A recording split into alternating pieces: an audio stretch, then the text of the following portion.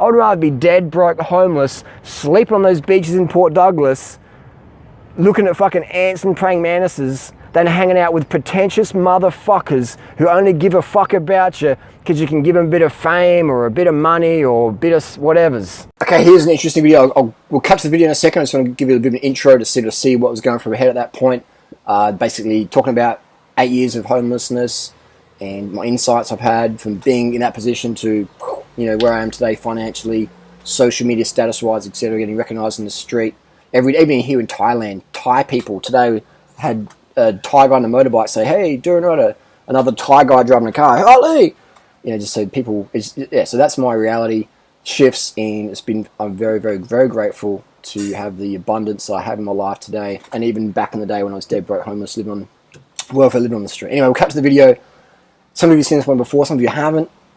I used to call it more money, more problems. I still believe everything in this video to be true to this day, and I hope it is. So anyway, enjoy. Leave a comment down below if you find it inspo or whatever. If you would like more stories like this, let me know. I've got a stack of stories to tell you guys. I've got so much video footage to put up. Hopefully you enjoy this one. Leave a comment and leave a like or dislike if you like these sort of videos, and we'll see you next video. Alright, enjoy. More money, more problems. I was just in a little hotel just talking to this Thai receptionist just down the road, just checking out new hotels for the festival next year. And we had a bit of a conversation. She was telling me she earns 9,000 baht a month. That's about 300 Aussie dollars. She makes about 10 bucks a day. It's about $1 an hour. It's basically working $1 an hour. To bottle it down, $1 an hour. Now obviously living in Thailand is pretty cheap, so $1 an hour, you can live on that. And she was saying, you know, she wants to get a master's degree to make more money and all this stuff. And I said, cool, good. It's good to have vision. It's good to have mission. But I'll tell you what. And I told her a little bit about my story. She spoke really fluent English. And I'll tell you a bit about my story, the story I told to this receptionist. And she's a friendly lady. More money, more problems. Now again, this is all first world problems. This is a first world fucking problem video. There's people out today in Angola, Rwanda, Bangladesh, Cambodia even still. They'll step on a landmine, lose their legs every single day. There's people losing limbs from old landmines. There's people getting chopped up with machete militias. So all this shit I talk about is all first world problems. I don't really have any problems, and neither do you, really. If you're watching a YouTube video, you don't really have any real problems, man. Doesn't mean you should be a doormat or bend over or whatever, but don't fucking kill yourself. Don't dwell on negativity too fucking much. And that's not a fake smile, that's legit, straight up. Don't jump over the edge, man. It ain't worth it. Problems, first world fucking problems. Anyway, so I was just saying, like, so my history about me, I've lived on the street in Australia. And again, being homeless and welfare in Australia isn't like being in Rwanda, okay? So I can play the victim card and poor me, you know, I did it tough, I was in Australia, you know, and I had nowhere to stay and mum kicked me out and it's just tough going. First world fucking problems. But I'll tell you the story. Planes overhead. Let's keep rolling. I don't do jump cuts. Jump cuts don't suit my personality.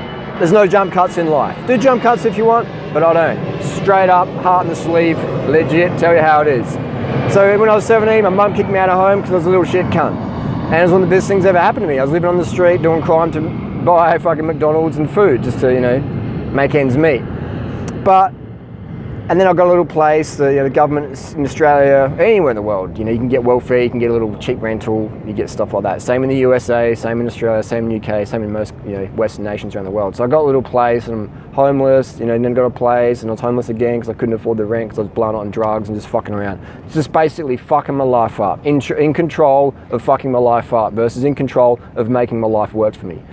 And so I'd live on the street, do crime, do drugs, waste my youth, waste time. And then I got a job, I got my shit together, went vegan, got into health, got off the drugs, except for the steroids, which you can clearly see I'm abusing. Steroid arms, yeah, right, okay. I got to get back on steroids to gain weight again. I'm getting too skinny on the Sprite, rice and fruit diet. That's another fucking video. So anyway, so then I got hit by a bus in 2003. I was at work, after work, riding home, road rage, bus incident, couldn't work. Had problems with my hip and knee, just standing up wouldn't work. So I was forced to live back on welfare again. And I couldn't pay my rent and eat the organic fruit I wanted to, so I'm thinking, fuck it, I'll just go homeless again.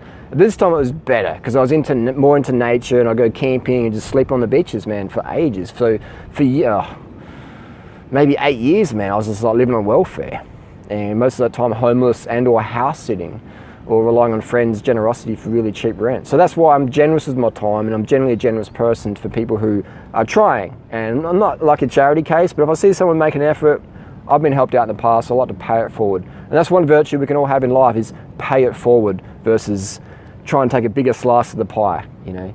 I like to be a pie maker, make the pie bigger for everyone versus I want a better slice of that.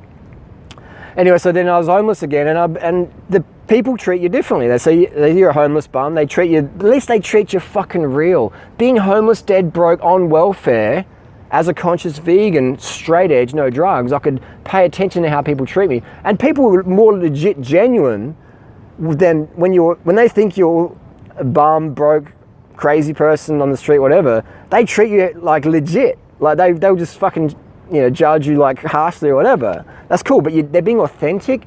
But when you've got money or a bit of fame, they're like, oh, hey, like, you know, this person could do something for me. They might think you're a fucking shit cunt, but they're like, hey man, wow, I love your stuff. You know, maybe you can like promote a product, or like, you know, we can hang out or like connect, or like, but these people, that's why it's so good dressing like a bum or whatever, or not even really being on social media, because then you can know how people fucking treat you. It's really fucking awesome. So those people out there who go, oh, I'm living on the street, I'm watching this from Starbucks because I'm camping out in Santa Monica Mountains tonight, you know, life's tough. I'll tell you what, you got one thing that I don't have anymore, is people treat you how they really fucking feel about you.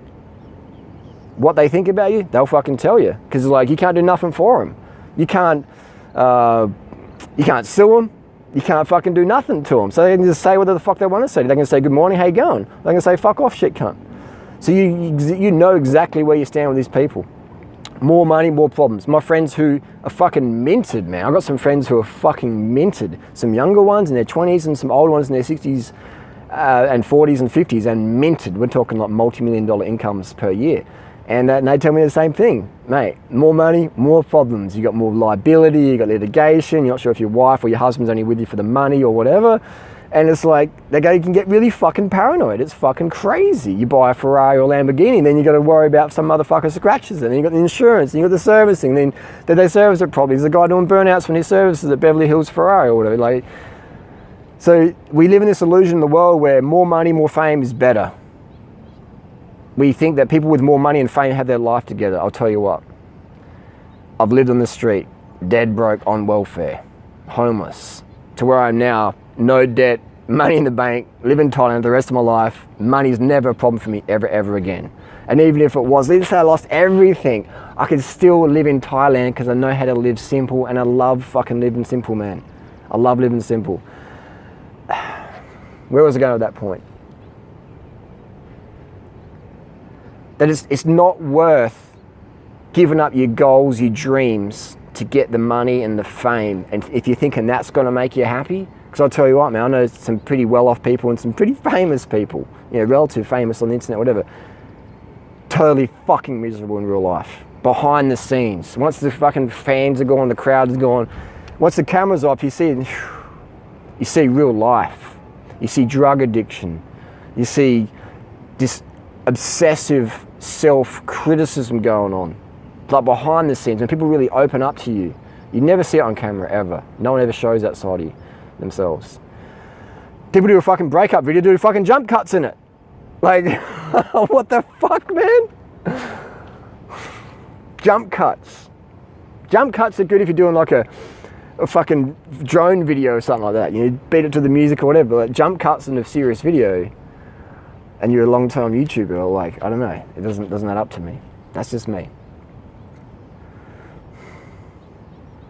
I would say that having your mission is the most important thing in life. Obviously you got your health, but having your mission, why the fuck do you get out of bed every day? If it's to pay the bills, to put the roof over your head, and you're doing that in a job that fucking just saps your soul, it's just something you just can't do anymore. But you do it for the money. Here we go. If you're doing it for the fucking money, get the fuck out now. Quit today. Tell your boss to fuck off. Done, dusted. Even if your boss is a really cool person, say, look, I can't do it anymore. You're a great person to work with, but this is just not me. I'm giving you notice. Done. I've got to do something else. The only failure in life is to not follow your passion. Some people go, oh, I'm passionate about this, I'm passionate about poetry or YouTube or veganism or building bikes, whatever, but I'm scared of failing. You're already fucking failing, man, because you ain't fucking living your passion. You're already fucking failing every single day you wake up and don't do what the fuck you want to do and what needs to be done on the planet, make the planet a better place. You're failing. You can never fail if you give it all up, all that shit, and do what you really want to do. To do anything other than that is to sacrifice the gift. Fuck, man, you could be dead tomorrow, so why the fuck waste another day doing something you don't want to fucking do? Me? This is where I'm a little bit crazy. I would rather be dead, broke, homeless, sleeping on those beaches in Port Douglas, looking at fucking ants and praying mantises, than hanging out with pretentious motherfuckers who only give a fuck about you because you can give them a bit of fame or a bit of money or a bit of whatevers. If it's girls, maybe a bit of sex, or if it's guys, whatever. Be careful who you give your time to, what their intentions are. Ask yourself, if I was dead broke, overweight, out of shape, living on the street, but with still the same personality, would this person give me the fucking time of day? Would that person give you the time of day? If your personality was the same, but if you walked up to them with fucking shit on your face, like, how's it going, mate? And you said the same thing, but that your very presence, they just like, flipping out. Be careful who you invest time in, man. And why the fuck waste another day doing anything you don't want to do? For your parents? Oh, my parents want to go to university and get a job and have kids. Fuck your parents, man. Fuck your parents. My mum watches my YouTube videos now, first time ever in 8 years. And she's like, every day emails me and say, wow, that was a pretty cool video. And she watches everyone's fucking videos. She knows everyone. She knows all the lingo. It's like fucking, I didn't have to send it to my mum. My mum wanted to do it. How fucking awesome is that? Hey, mum. Like, it's insane. You got to do what the fuck you want to do. Fuck your parents, man. If you're having fun, if you're following your heart, your parents, if they really love you, they'll be happy for you. But here's the thing, a lot of people have kids to impress their parents. So chances are your parents had you, so you go to university, get this flash job, and then they could brag to their parents, hey, I did a pretty good job, are you proud of me? It's often your parents had you for them to live your life. No, so for you to live your life for their life. So they could say, hey, your mum, dad, you proud of me? For your grandparents, you're living your life for your fucking grandparents pretty much. What the fuck? What the fuck? Why live your life for anyone but yourself? Don't live it for your brother, your sister, your lover, your boyfriend, your girlfriend, your husband, your wife, your kids. Live it for you. And those that care about you, they want you to do the same. End of fucking story. If anyone protests that you follow your passion, follow your heart, cut them out of your life. Jump cut. Wanted to say as well, I wanted a bit of bonus material here. It's not a jump cut, it's bonus material. When you cut people out of your life, you don't have to do it aggressively or like violently, or just the best way to do it, man, the best way, what I did, is just you distance yourself. You don't return the phone calls, you don't return the messages or whatever, you move. You do what's called a geographical.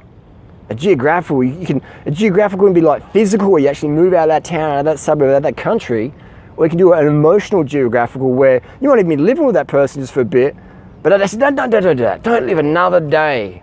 Please, promise me that one. Don't live another day under the same roof with people who just don't get it. Because every day you're leeching your soul. You're capping your potential.